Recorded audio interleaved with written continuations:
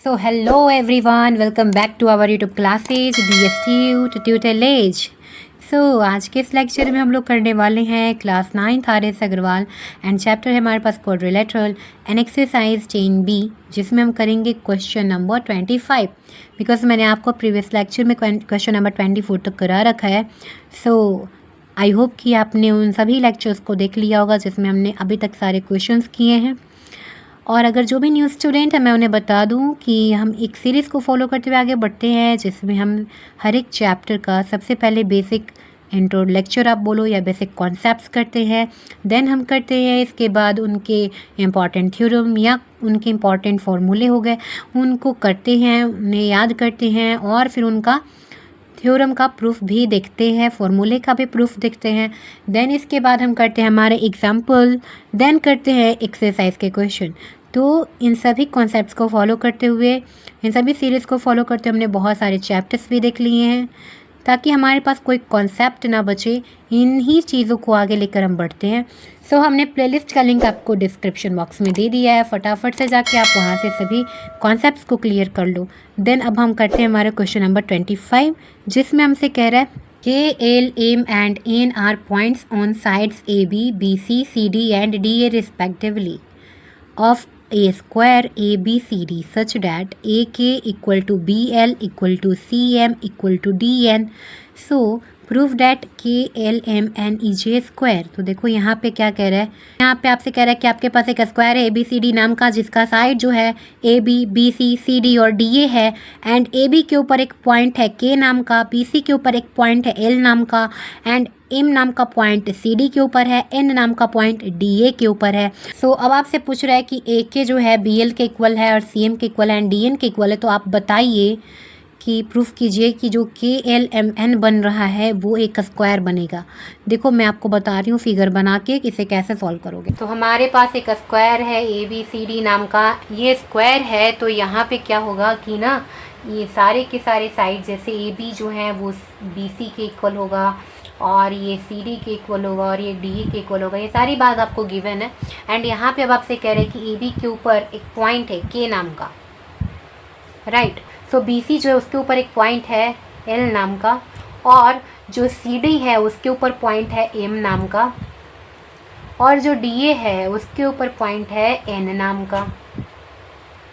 ठीक है, तो अब आपको क्या करना है कि इन सबको ज्वाइन कर देना है। ठीक है, तो अब देखो एक और इन्फॉर्मेशन आपको साथ में गिवन है कि जो इसके कारण जो AK फॉर्म हुआ वो किसके इक्वल है, BL के इक्वल है, और वो किसके इक्वल है, CM के इक्वल है, और ये किसके इक्वल है, DN के इक्वल है। यानी कि ये जितने साइड मैंने आपको यहाँ पे मार्क किए ये सब इक्वल हैं। तो एक और चीज़ आप यहाँ पे लिख लो कि ये सभी चीज़ आपको गिवन है ना, तो गिवन वगैरह, गिवन टू प्रूव आप लिख लोगे कि ऐसे गिवन लिखो। मैंने यहाँ पे गिवन लिख दिया है और टू प्रूव लिख दिया है। तो अब देखो यहाँ पे अब आप लिखोगे, अब आप स्टार्ट करोगे अपना प्रूफ। आप प्रूफ में डालोगे कि हमें गिवन है क्या भाई, तो AB equal to BC is equal to CD is equal to DA, ये चीज़ हमें गिवन है। क्यों, तो ABCD square, ABCD square. And साथ ही में आपको एक और चीज़ गिवन था क्या, तो AK is equal to BL is equal to CM is equal to DN, ये आपको क्या है, गिवन में है। तो मैं आपको तरीका भी बताऊंगी कि आपको लिखना कैसे है। तो ये आपको गिवन है, ऐसे लिखना है कि इन दोनों को हमने सब्ट्रैक्ट कराना है। देखो अब आपने एक चीज़ पढ़ा था कि यदि हम इक्वल चीज़ को इक्वल चीज़ में से सब्ट्रैक्ट करते हैं तो जो भी रिज़ल्ट निकलता है वो क्या होता है, इक्वल होता है। आपने पीछे चैप्टर्स में पढ़ रखा है। तो हम इक्वल में से इक्वल को सब्ट्रैक्ट करा रहे हैं। तो यहाँ पे हम लिखेंगे AB माइनस AK, फिर लिखेंगे BC माइनस BL, फिर लिखेंगे CD माइनस CM, और फिर DA माइनस DN। तो हमने कौन सा यूज़ किया कि if equal are subtracted from the equal the result is equal. ठीक है, तो इक्वल में से यदि हमने इक्वल को सब्ट्रैक्ट किया तो ये सब भी जो रिजल्ट है इनके वो भी क्या होंगे, आपस में इक्वल होंगे। ठीक, तो अब हम आगे बढ़ते हैं। अब देखिए यहाँ पे अब आप फिगर में आइए, देखिए यहाँ पे कि हमने क्या किया, अब AB में से हमने AK को सब्ट्रैक्ट किया, जैसा मेरा इक्वेशन नया वाला आया है। तो हमें क्या मिलेगा, BK मिलेगा। ठीक है, वैसे ही BC में से हमने BL को सब्ट्रैक्ट किया तो क्या मिलेगा, CL मिलेगा। वैसे ही हमने DC में से MSC को सब्ट्रैक्ट किया तो हमें क्या मिलेगा, DM मिलेगा। फिर वैसे ही हमने यहाँ पे DA में से DN को सब्ट्रैक्ट किया तो भाई क्या मिलेगा, NA मिलेगा। ऐसे ही हम इन सभी रिजल्ट्स को लिखेंगे। तो अब ये आपको मिल चुका है। तो अब हम लोग आएंगे in triangle NAK and triangle KBL, ठीक है। अब हम इन दोनों ट्रायंगल में आएंगे एंड यहाँ पे इन दोनों को कॉन्ग्रुएंट करेंगे ताकि हमें यहाँ पे CPCT से साइड एंड एंगल मिल सके। साइड मिलेगा तब हम इन दोनों साइड को पाएंगे। फिर ऐसे ही करके हम सभी साइड को रिलेट करा देंगे, तब पता चलेगा कि सभी साइड, चारों साइड इसका इक्वल है। तो ये हो गया एक स्क्वायर, ठीक है। हम जो करने वाले हैं मैंने आपको समझा दिया है, अब ध्यान से देखना। फिर हम लोग एक एंगल का भी यूज़ करने वाले हैं, वो भी मैं बताऊंगी, अभी ध्यान से इसे देखो। तो यहाँ पे NAK इक्वल टू KBL हो जाएगा। तो यहाँ पे आप बोलोगे कि AK is equal to BL होगा, भाई क्यों? तो ये चीज़ हमें गिवन है ना। सबसे पहले हम तो गिवन पे ही अटैक करते हैं, ठीक है। तो हम इसके बाद ध्यान से देखो, यहाँ पे ये फिगर में देखो, ये 90 डिग्री बन रहा है। क्यों? क्योंकि ABCD एक स्क्वायर है तो इसके चारों एंगल क्या होते हैं, 90 डिग्री के होते हैं। तो यहाँ पे आप रीज़न डालोगे क्या, angle NAK is equal to angle KBL।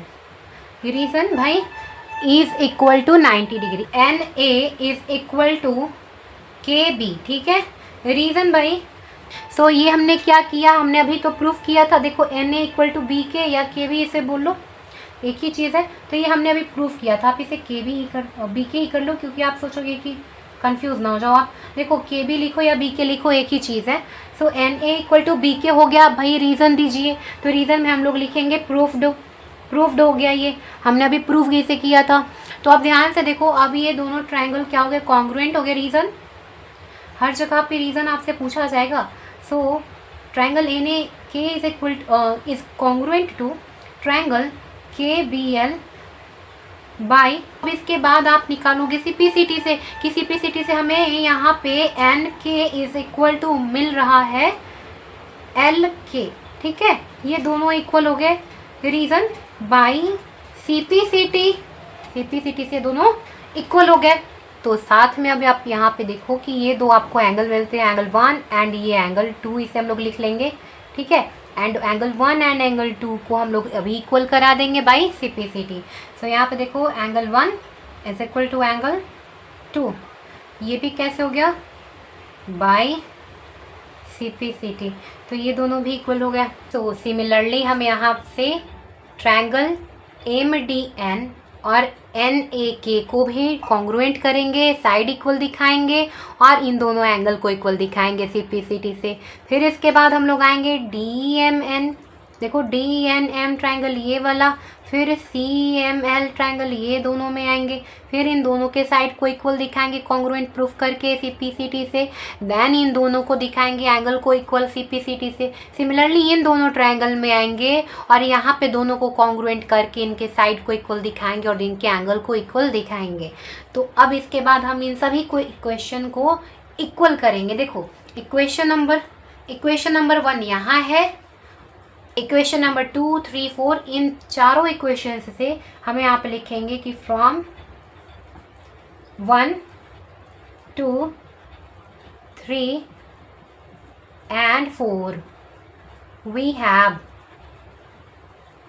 कि इनके सभी साइड इक्वल हो गया, विच मीन्स कि NK equal to KL is equal to LM is equal to MN। सभी साइड इक्वल हो चुके हैं एंड साथ में सारे एंगल इक्वल हो चुके हैं, विच मीन्स कि angle 1 equal to angle 2 is equal to angle 3 is equal to angle 4 equal to angle 5 equal to angle 6 equal to angle 7 is equal to angle 8, ठीक है। सभी एंगल भी इक्वल हो चुके हैं। तो अब हम यहाँ से बोलेंगे कि अब देखो ये सभी एंगल का हम लोग यूज़ कर लेंगे और इस वाले एंगल को फाइंड करने का ट्राई करेंगे, ये वाला एंगल, ठीक है। हमें इन्हें 90 डिग्री भी प्रूफ करना है। क्यों? क्योंकि हमने सभी साइड को तो इक्वल दिखा दिया है, इन सभी साइड को कि ये सभी साइड इक्वल हैं, पर अभी तक हम लोग ये नहीं दिखाए हैं कि इनके एंगल 90 के हैं, तब ना जाके स्क्वायर प्रूफ होगा। तो अब चलो स्टार्ट करते हैं। अब आप इस फिगर को ध्यान से देखो, यहाँ पे हम आएंगे ट्रायंगल NAK में। तो यहाँ पे मैंने बनाया एक ट्रायंगल, एन ए के नाम दिया एंड इसे बी नाम दे दिया। तो देखो यहाँ पे है हमारे पास एंगल 3 एंड ये है हमारे पास 90 डिग्री का एंगल एंड ये था एंगल 2 एंड ये देखो यहाँ से ऐसे गया था, इसका नाम L था एंड यहाँ पे हमारे पास एंगल 1 था एंड ये हमें फाइंड करना है। तो अभी ध्यान से देखो, हम लोग क्या करेंगे ऐसे कि हम लिखेंगे कि हमें एक्सटीरियर एंगल प्रॉपर्टी याद आ रहा है ट्रायंगल का, तो हम यहाँ पे लिखेंगे कि angle 3 plus angle N A K is equal to angle N K B हो जाएगा exterior angle property, exterior angle property से, ठीक है।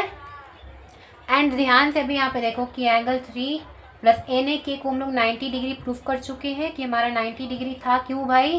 क्योंकि वो एक स्क्वायर है इसलिए उसका एंगल 90 डिग्री होता है। तो हम यहाँ पे लिखेंगे एन ए के में लिखेंगे कि एंगल 1 प्लस ये, इसे एंगल 9 नाम दे दो, तो एंगल 9 से बना हुआ है, ठीक है, हमने उसको कुछ नाम दे दिया। तो यहाँ पे अब ध्यान से देखना कि अब ये 90 डिग्री हो गया। एंगल 3 किसके इक्वल था? अभी आपने प्रूफ किया था कि सभी एंगल 8 तक हमारे इक्वल हैं, ठीक है। तो यानी कि एंगल 1 जो होगा एंगल 3 के इक्वल होगा। तो यहाँ पे हम लोग लिखेंगे कि ये जो एंगल 3 है वो क्या है? 1 है और ये होगा हमारा ऐसे ही, तो ये दोनों कैंसल आउट हो जाएगा एंड एंगल 9 इक्वल टू कितना हो गया? 90 डिग्री हो गया, ठीक है। तो एंगल 9 कितना हो गया? 90, विच मीन्स कि यहाँ इस फिगर में हमारा ये बन गया 90। तो अब हम लोग डालेंगे सिमिलरली इधर नेमिंग कर लो, angle 10 equal to 90, angle 11 equal to 90 and angle 12 equal to 90 degree, which means कि सभी एंगल भी 90 हो गए एंड इनके साइड भी क्या हो गए? इसके चारों साइड भी क्या हो गए? तो इसके चारों एंगल इक्वल हो गए एंड चारों साइड इसका इक्वल है, इसलिए KLMN इज ए स्क्वायर। ये KLMN क्या है? स्क्वायर है, हेंस प्रूव्ड, है ना, प्रूव हो गया।